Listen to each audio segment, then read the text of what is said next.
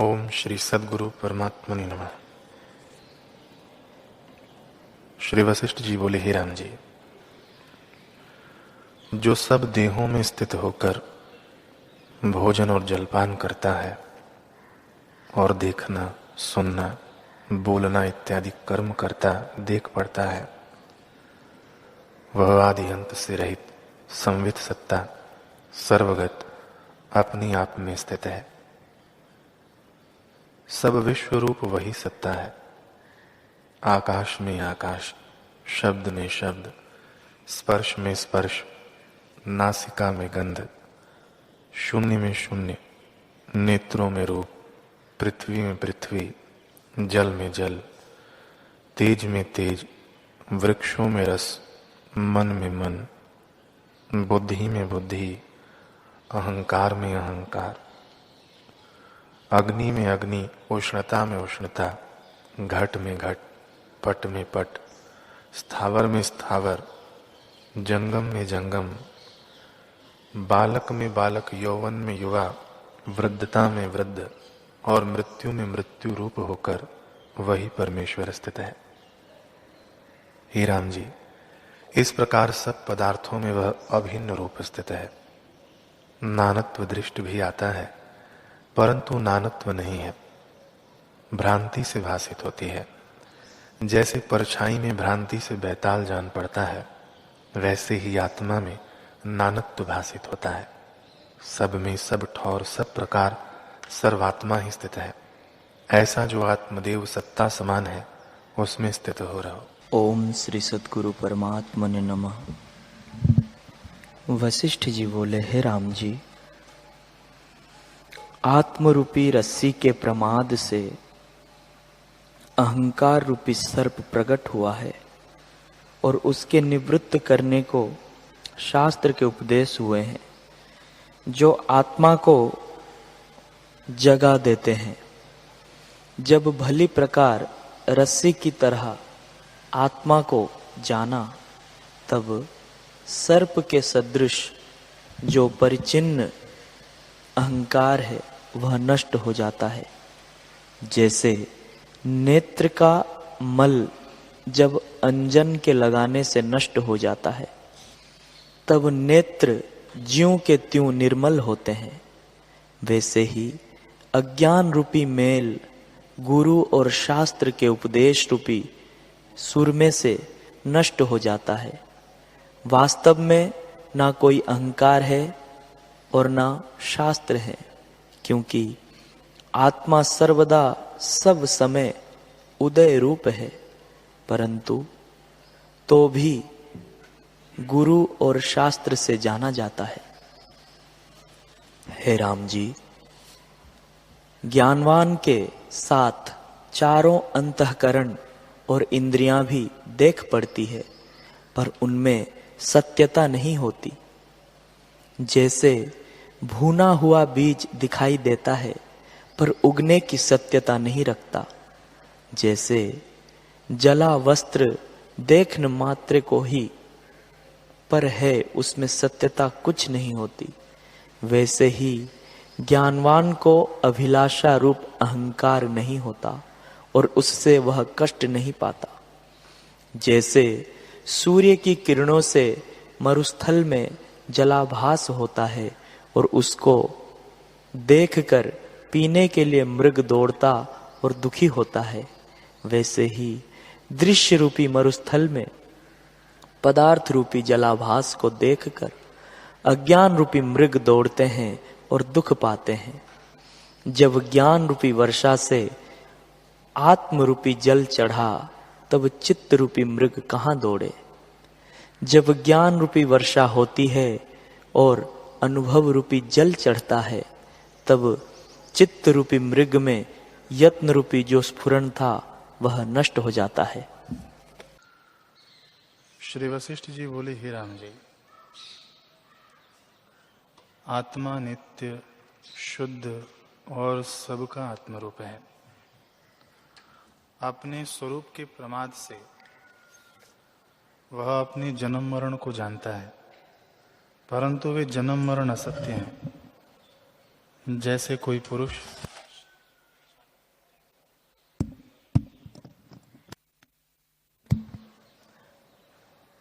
जैसे कोई पुरुष अपने को स्वप्न में श्वान रूप देखे, वैसे ही यह अपने को जन्मता मरता देखता है। जैसे इसको पूर्व भावना है, भ्रांति से असत को सत जानता है, और जैसे स्वप्न में वस्तु को अवस्तु और अवस्तु को वस्तु देखता है, वैसे ही वह जागृत में विपर्य यानी उल्टा देखता है। जैसे जागृत के ज्ञान से स्वप्न का भ्रम निवृत्त हो जाता है, वैसे ही आत्माधिष्ठान के ज्ञान से जगत का भ्रम निवृत्त हो जाता है। जैसे पहले का किया दुष्कृत हो तो उसके पीछे सुकृत करने से वह घट जाता है, वैसे ही पूर्व संस्कार से जब नीच वासना होती है और फिर आत्म तत्व का अभ्यास करता है, तो पुरुष के प्रयत्न से मलिन वासना नष्ट हो जाती है। जब तक वासना मलिन होती है, तब तक जीव उपजता, मरता और गोते खाता है। जब संतों के संग और सतशास्त्रों के विचार से आत्मज्ञान होता है, तब संसार बंधन से छूटता है, अन्यथा नहीं छूटता। हे राम जी, वासना रूपी कलंक से जीव घिरा हुआ है और देह रूपी मंदिर में बैठकर अनेक भ्रम के दृश्य देखता है। आदि जीव को जो भ्रम हुआ है, सो अपने स्वरूप को त्याग कर अनात्म भ्रम को देखने से, जैसे बालक परछाई में भूत की कल्पना करे, वैसे ही जीव ने कल्पना कर जैसी भावना की, वैसा ही भासित होने लगा।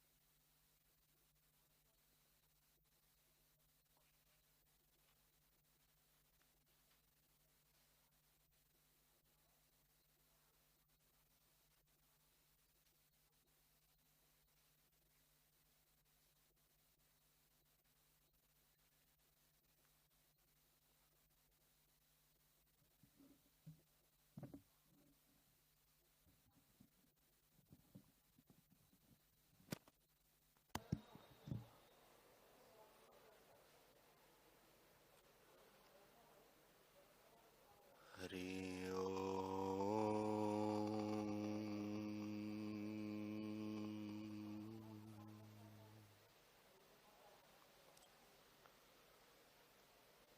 हरि ओम।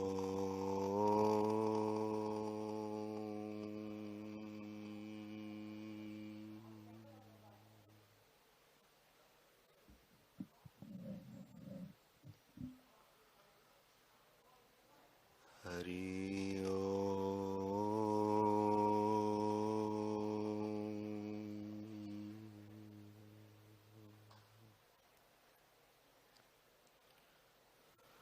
गुरुर्ब्रह्मा गुरुर्विष्णुः गुरुर्देवो महेश्वरः गुरुर्साक्षात् परब्रह्म तस्मै श्री गुरवे नमः।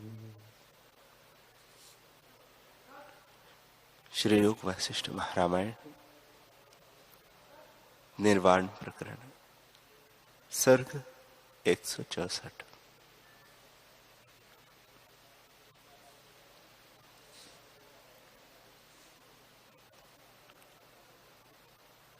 श्री राम जी बोले, हे भगवान, यह मन रूपी मृग संसार रूपी वन में भटकता है, वह समाधान रूप कौन वृक्ष है जिसके नीचे आकर शांत हो? उसके फूल, फल और लता कैसे है और वह वृक्ष कहाँ होता है, यह कृपा करके कहिए। श्री वशिष्ठ जी बोले, हे रामचंद्र जी, जिस प्रकार समाधान रूपी वृक्ष उत्पन्न होता है सो तुम सुनो। वह साधन करके पत्ते, पुष्प और लता अधिक है। सब साधन इसके पत्ते, पुष्प और लता अधिक है। हे राघव, यह वृक्ष सब जीवों के कल्याण के निमित्त साधना चाहिए। अब तुम इसका क्रम सुनो। आध्यात्मिक बल से तो यह उगता है और संतजनों के हृदय में यह उपजता है। चित्त रूपी पृथ्वी में लगता है और वैराग्य इसका बीज है। वैराग्य दो प्रकार से प्राप्त होता है। एक तो दुख और कष्ट प्राप्त होने से वैराग्य उपजता है। दूसरे, शुद्ध निष्काम हृदय होने पर भी वैराग्य उपजता है। उस वैराग्य रूपी बीज को जब चित्त रूपी भूमि में डालते हैं और निर्वासना रूपी हल फेरते हैं,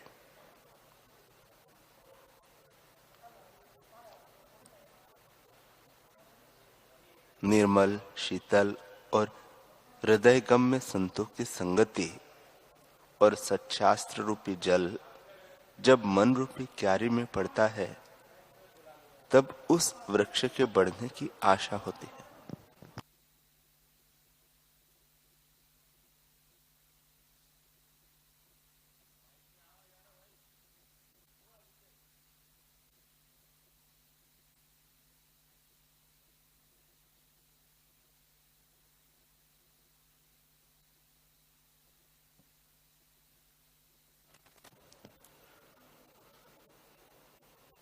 बहुत जल से भी उसकी रक्षा करते हैं। आत्मविचार रूपी सूर्य की किरणों से पुष्ट करते हैं और उसके चहुं फेर धैर्य रूपी बाड़ी करते हैं। तब दान, तीर्थ, स्नान रूपी चौतरे पर उस बीज को रखकर रखवाली करते हैं कि सूख या जल न जाए। आशा रूपी पक्षी से रक्षा करते हैं कि वैराग्य रूपी बीज को वह निगल न ले। अभिलाषा रूपी बूढ़े बैल से रक्षा करते हैं कि खेत में प्रवेश करके वह उसको रोंद न डाले। उसके निमित्त संतोष और संतोष की स्त्री मुदिता दोनों को पहरे पर बिठा रखते हैं। इस बीज का नाशक कुहिरा जो मेघ से उपजता है, उससे भी इसकी रक्षा करते हैं। संपदा, धन और सुंदर स्त्रियों का प्राप्त होना ही वैराग्य रूपी बीज का नाशक ओला है। इसकी रक्षा का एक सामान्य और एक विशेष उपाय है। तब से इंद्रियों को वश करना, दुखी पर दया करना और शास्त्र का पाठ और जप करना इत्यादि शुभ क्रिया रूपी यंत्र की पुतली इसके पास विद्यमान रखिए तो सब विघ्न दूर हो जाते हैं।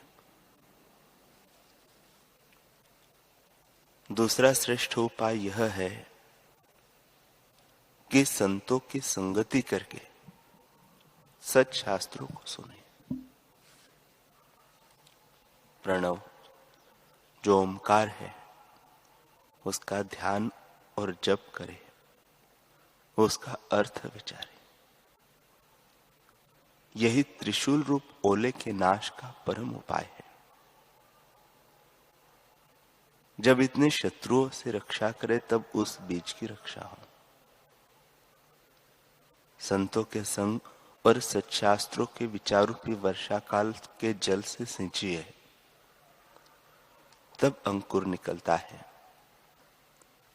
और वह खूब लहलहाता है। जैसे द्वितीया के चंद्रमा को सब कोई प्रणाम करता है, वैसे ही संतोष, दया और यश रूपी अंकुर निकलता है।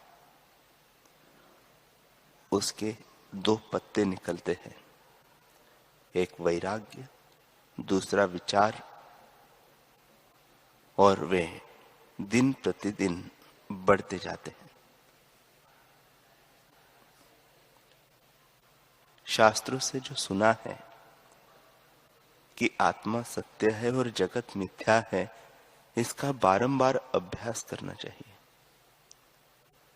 इस जल के सिंचने से वे अंकुर दिन प्रतिदिन बढ़ते जाएंगे और उनके तने बड़े होंगे। हे रामचंद्र जी, जब डाले बड़ी होती है तब रागद्वेष रूपी वानर उन पर चढ़कर उन्हें तोड़ डालते हैं। इससे इस वृक्ष को दृढ़ वैराग्य, संतोष और अभ्यास रूपी रस से पुष्ट करना उचित है। जैसे सुमेरु पर्वत है, वैसे ही संतोष से उसे पुष्ट करना चाहिए। जब यह होगा तब उसमें सुंदर पत्ते, डाले, फूल और मंजीरी लगेंगी। मार्ग में बहुत दूर तक इसकी छाया होगी और शांति, शीतलता, शुद्धता, कोमलता, दया, यश और कीर्ति इत्यादि गुण प्रकट होंगे। उसके नीचे मन रूपी मृग विश्राम पाकर शीतल होता है। आध्यात्मिक, आधि भौतिक और आधि दैविक ताप मिट जाते हैं और मन परम शांति पाता है। हे रामचंद्र जी, यह मैंने तुमसे समाधान रूपी वृक्ष कहा है। जहां यह वृक्ष उत्पन्न होता है, उस स्थान की शोभा कहीं नहीं जा सकती। जो इस वृक्ष की शरण जाता है, उसके ताप मिट जाते हैं और वह शांति पाता है। यह वृक्ष ब्रह्म रूपी आकाश के आश्रय से बढ़ता है और वैराग्य रूपी रस और संतोष रूपी जल से पुष्ट होता है। जो पुरुष इसका आश्रय लेगा, वह शांति पावेगा। हे रामचंद्र जी, जब तक मन रूपी मृग इस समाधान रूपी वृक्ष का आश्रय नहीं लेता, तब तक भटकता फिरता है, शांति नहीं पाता। जैसे मृग वन में भटकता है, वैसे ही मन मृग भटकता है। द्वैत, अज्ञान और प्रमाद रूपी बधिक उसे मारने लगते हैं, इससे दुख पाता है। जब भय से इंद्रिय रूपी गांववासियों के निकट जाता है, तब वे आप ही इसको देखकर पकड़ लेते हैं, अर्थात विषयों की ओर खींचते हैं और उससे यह बड़ा कष्ट पाता है। इनके भय से जब फिर वन में जाता है, तो वह विषयों के न मिलने की तपन से दुखी होता है। जब उसको भी त्याग कर रस रूपी स्थानों की शांति के निमित्त दौड़ता है, जब उनको भी त्याग कर रस रूपी स्थानों को शांति के निमित्त दौड़ता है, तब काम रूपी कुत्ता काटने को दौड़ता है और उसके भय से जब फिर वैराग्य रूपी वन की ओर दौड़ता है, तो क्रोध रूपी अग्नि जलाती है। वासना रूपी मच्छर दुख देते हैं। लोभ और मोह रूपी अंधेरी इसे अंधा बना देती है। निदान पुत्र और धन रूपी हरे हरे तृण को देखकर यह उनको ग्रहण करता है, तब गड्ढे में गिर पड़ता है। वह गड्ढा तृण से ढका हुआ है। वह तृण पुत्र और धन है। उनको सुंदर देख यह ममता रूपी गड्ढे में गिर पड़ता है, इस प्रकार दुख पाता है। हे रामचंद्र जी, जब यह मनुष्य झूठ बोलता है तब मृत्तिका में लौटने की सी चेष्टा करता है, और जब मन रूपी भेड़िया आता है तब यह उसको भक्षण कर जाता है। जब समाधान रूपी वृक्ष से यह जीव विमुख होता है तभी इतने कष्ट पाता है, और जब मन रूपी भेड़िए से छूटता है तब आशा रूपी जंजीर में बंध जाता है। निदान जब तक वृक्ष के निकट नहीं जाता तब तक बड़े कष्टदायक स्थानों को जाता है। तमाल वृक्ष आदि के तले भी जाता है और कंटक के वृक्षों के तले भी जाता है, परंतु शांति किसी स्थान में नहीं पाता, बड़े बड़े कष्टों को ही पाता है।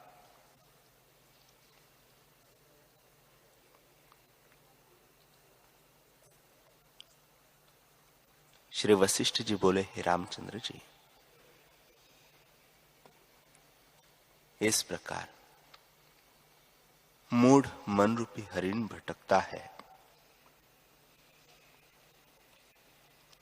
ऐसे मेरा यही आशीर्वाद है कि तुमको उस वृक्ष का संग हो। जब उस वृक्ष के निकट जीव जाता है तब शांति होती है।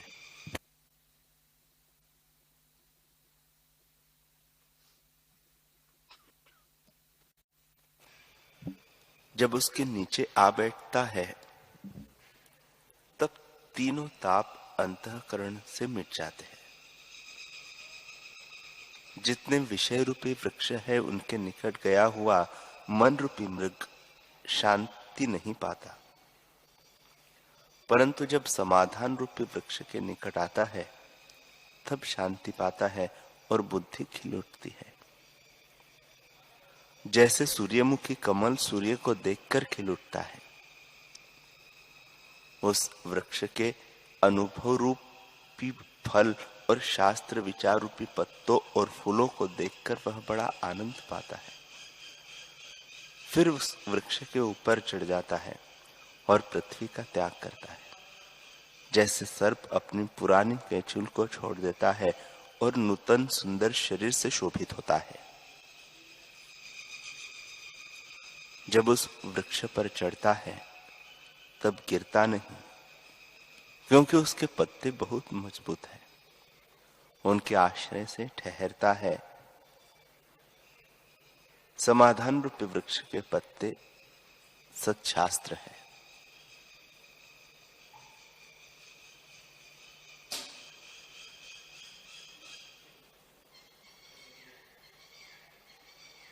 हे रामचंद्र जी,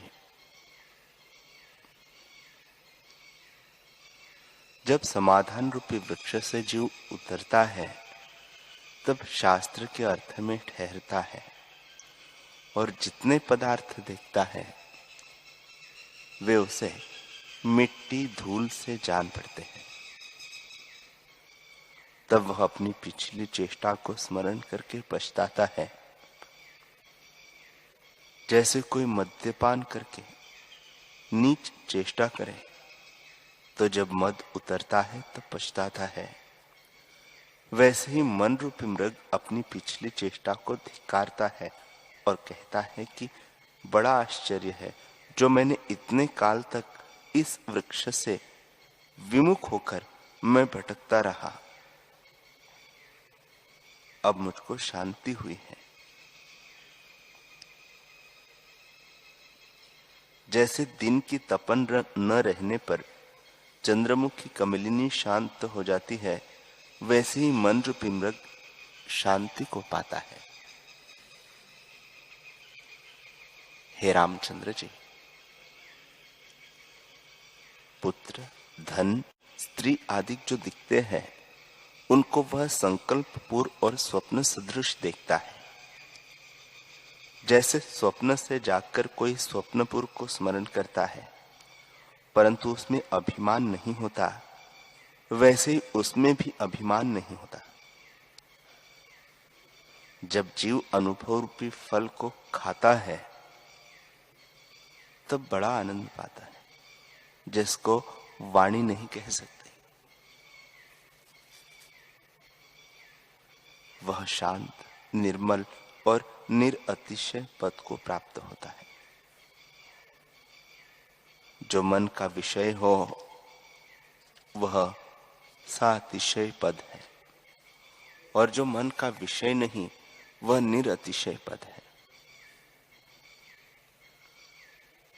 जो इंद्रियों का विषय है उसका नाश भी होता है, और जो इंद्रियों और मन का विषय नहीं उसका नाश भी नहीं होता। वह मनुष्य उसी अविनाशी पद को पाता है।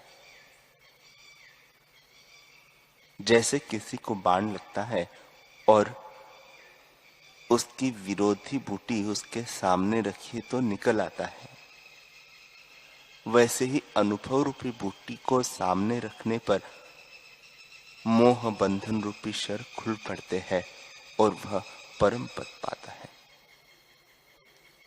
हे रामचंद्र जी, ज्ञानवान जगत से मृतक हो जाता है, वह संसार से निर्लिप्त रहता है। जैसे लकड़ी अग्नि के बिना शांत हो जाती है, वैसे ही वासना से रहित ज्ञानवान की चेष्टा शांत हो जाती है। अर्थात संसार की सत्यता से रहित चेष्टा होती है, और फिर संसार रूपी अग्नि नहीं प्रज्वलित होती। तब द्वैत और अद्वैत की कल्पना भी मिट जाती है। यह उन्मत्त की तरह अपने स्वरूप में मग्न रहता है। जैसे मरुस्थल के मार्ग में चलने वाला पथिक धूप की इच्छा नहीं करता, वैसे ही ज्ञानी विषयों की तृष्णा नहीं करता।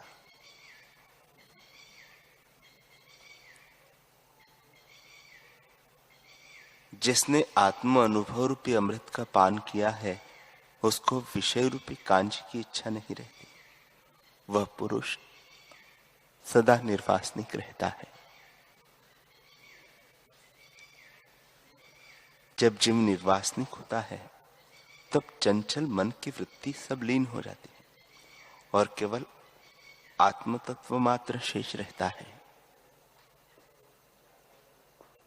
मैं, मेरा इत्यादि भावना नष्ट हो जाती है। जब तक चित्त का संबंध होता है तब तक मैं और मेरा प्रतीत होता है, और जब चित्त का संबंध मिट जाता है तब एक हो जाता है। जैसे एक सूखा और एक गीला काष्ठ होता है। सूखा शुद्ध और गीला उपाधिक कहता है, और जब जल सूख जाता है तब वह भी शुद्ध हो जाता है। वैसे ही जब मन की उपाधि नष्ट हो जाती है तब शुद्ध आत्मा ही रहता है और एक रस भासित होता है। हे रामचंद्र जी, संसार भ्रम से द्वितीय भासित होता है। जैसे पत्थर की शिला में पुतली अनउपजी ही भासित होती है, जो न सत है और न असत। यदि उन्हें पत्थर से भिन्न करके देखिए तो सत नहीं, और जो शिला में देखिए तो वही है। वैसे ही जगत आत्मा से भिन्न होकर सत्य नहीं है, और आत्म सत्ता में आत्म रूप ही है। जैसे छोटे बालक के हृदय में जगत का शब्द अर्थ कुछ नहीं होता, वैसे ही ज्ञानी की चेष्टा भी प्रारब्ध वेग से होती है। उसके हृदय में जगत के शब्द अर्थ का अभाव होता है। हे रामचंद्र जी, जो कुछ प्रारब्ध होता है वह शुभ हो अथवा अशुभ अवश्य प्राप्त होता है, मिटता नहीं।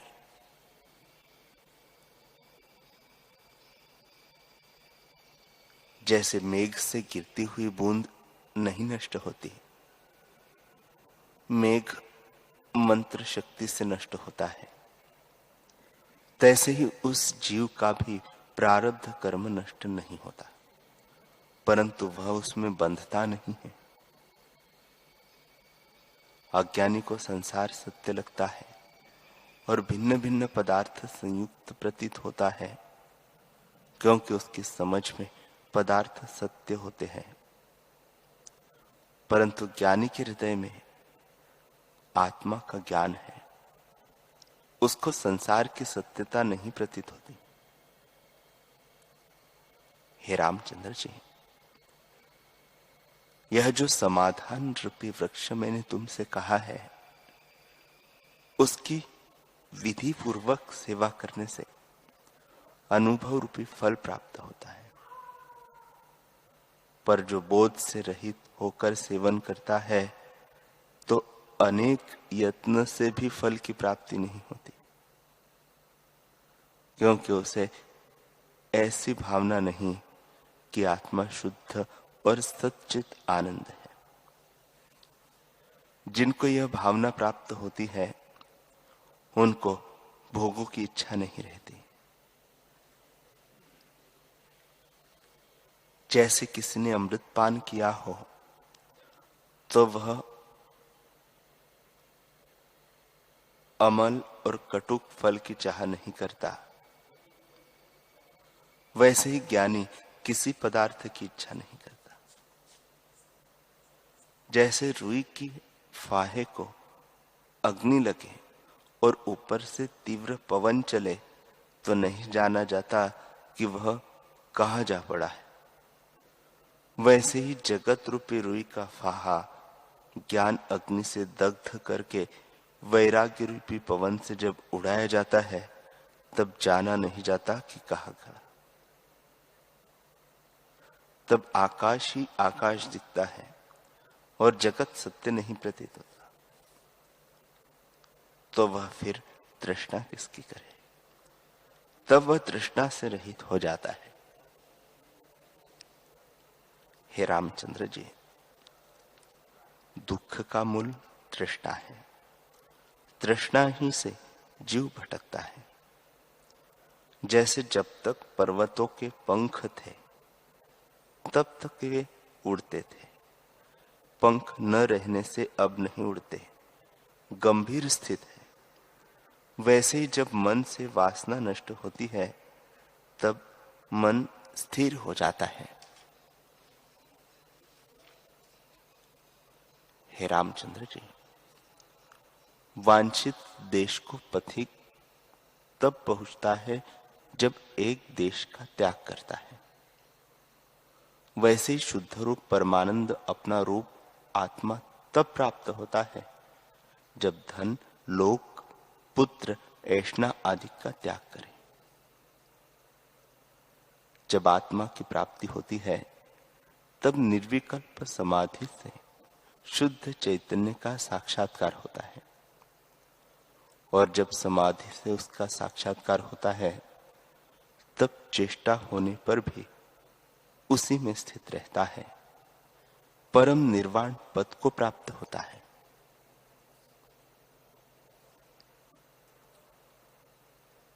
चित्तरूपी बेल दूर हो जाती है। जैसे रस्सी में जो बल होता है, उसको खींचकर फिर छोड़ते हैं, तब वह सीधी हो जाती है। वैसे ही जिसको समाधि में चैतन्य का साक्षात्कार होता है, उसको उत्थान काल में भी वही भासित होता है। पर जिसको उसका प्रमाद है, उसको जगत भासित होता है। हे रामचंद्र जी, वस्तु एक है, परंतु उसमें दो दृष्टियां हैं। जैसे रस्सी एक है, पर सम्यकदर्शी को रस्सी दिखती है और असम्यकदर्शी को सर्प, वैसे ही ज्ञानवान को आत्मा प्रतीत होता है और अज्ञानी को जगत दिखता है। जिस पुरुष ने ज्ञान से जगत को सत्य नहीं जाना, वह मानो चित्र की अग्नि है। उससे कोई कार्य सिद्ध नहीं होता। और जिसको स्वरूप की इच्छा है, जो तृष्णा के नाश का प्रयत्न करता है, जगत को मिथ्या विचारता है, वह आत्मपद को प्राप्त होगा। उसकी तृष्णा निवृत्त हो जाएगी। हे रामचंद्र जी, ज्ञानवान की तृष्णा स्वाभाविक मिट जाती है। जैसे सूर्य के उदय होने से अंधकार मिट जाता है, वैसे ही वस्तु की सत्ता पाकर उसकी तृष्णा नष्ट हो जाती है। वह परम पद में स्थित होता है। हे रामचंद्र जी,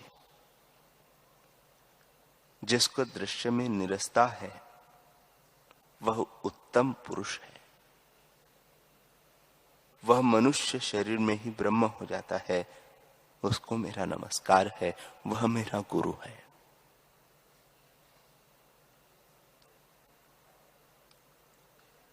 हे रामचंद्र जी, जब जीव की बुद्धि विषय से विरक्त होती है, तब कल्याण होता है। वैराग्य से बोध होता है और बोध से वैराग्य होता है, क्योंकि दोनों संबंधित परस्पर सापेक्ष है। जब एक आता है तब दूसरा भी आता है। जब ये आते हैं तब तीनों ऐष्णाएं निवृत्त हो जाती है। जब तीनों ऐष्णाएं नष्ट होती है, तब अमृत की प्राप्ति होती है। हे रामचंद्र जी, संतों का संग और सच्छास्त्रों का श्रवण करके स्वरूप का अभ्यास करो। इससे आत्मपद की प्राप्ति होती है। ये तीनों परस्पर सहकारी है।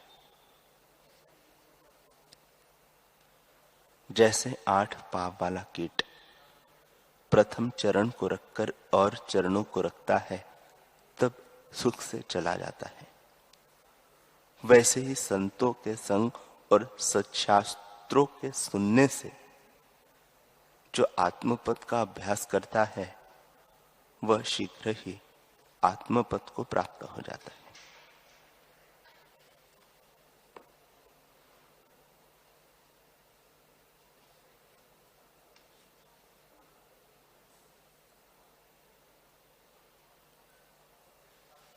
हरि ओम।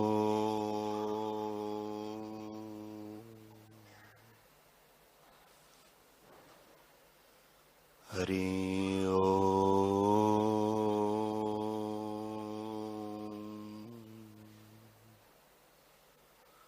ओम सहना भवतु, सहनौ भुनक्तु, सह वीर्यं करवावहै, तेजस्विनावधीतमस्तु मा विद्विषावहै। ओम शांति शांति शांति। श्री सद्गुरुदेव भगवान की जय।